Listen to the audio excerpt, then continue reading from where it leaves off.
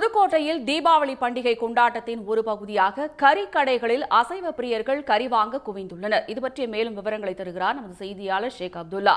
ஷேக் அப்துல்லா, கறி பிரியர்கள் எந்த அளவுக்கு அங்க குவிந்திருக்கிறார்கள்? அவர்கள் தரப்புல என்ன சொல்றாங்க? நாடே தீபாவளி பண்டிகையை உற்சாகமாகவும் கோலாகலமாகவும் கொண்டாடி வருகின்றனர்.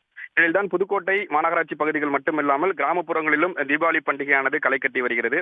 அதற்கு சாட்சியாக தான் புதுக்கோட்டை மாநகராட்சிக்கு உட்பட்ட பகுதிகளில் உள்ள ஆட்டிறைச்சி, கோழி இறைச்சி, அதே போல் மீன் மார்க்கெட் உள்ளிட்ட பகுதிகளில் ஏராளமானோர் குவிந்து தங்களுக்கு தேவையான இறைச்சி வகைகளை வாங்கி வராங்க. தீபாவளி பண்டிகைக்கு புத்தாடை, பலகாரம், பட்டாசு ஒருபுறம் இருந்தாலும் அன்றைய தினம் குடும்பத்தினருடன் இணைந்து அசைவ உணவை சாப்பிடுவதில் பொதுமக்கள் தொடர்ச்சியாக ஈடுபடுவது வழக்கம். அதன்படிதான் இந்த ஆண்டு அசைவத்துடன் இந்த தீபாவளி பண்டிகையை பொதுமக்கள் உற்சாகமாக கோலாகலமாக கொண்டாடி வருகின்றனர். குறிப்பாக ஆட்டு இறைச்சியை பொறுத்த வரைக்கும் 850 ரூபாய் முதல் 950 ரூபாய் வரை விற்கப்பட்டு வருகிறது. அதே போல் நேற்றைய தினம் 180 ரூபாய்க்கு விற்கப்பட்ட கோழி இறைச்சி 200 ரூபாய்க்கு விற்கப்பட்டு வருகிறது. அதே போல மீன்களை பொறுத்த வரைக்கும் 150 ரூபாய் முதல் மீன்களுக்கு தகுந்தாற் போல மீன்களையும் மீன் வியாபாரிகள் விற்பனை செஞ்சுட்டு வராங்க.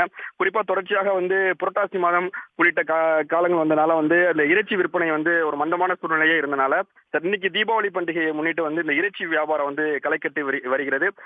பொதுமக்களும் இந்த தீபாவளி பண்டிகையை இறைச்சியுடன் ஒரு உற்சாகமாகவும் கோலாகலமாகவும் தொடர்ச்சியாக கொண்டாடிட்டு வராங்க.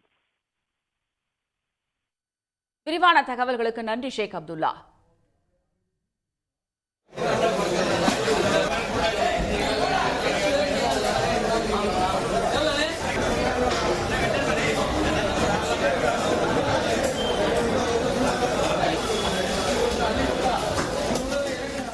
உடனுக்குடன் செய்திகளை தெரிந்து கொள்ள சன் நியூஸ் பெல் ஐகானை கிளிக் பண்ணுங்க.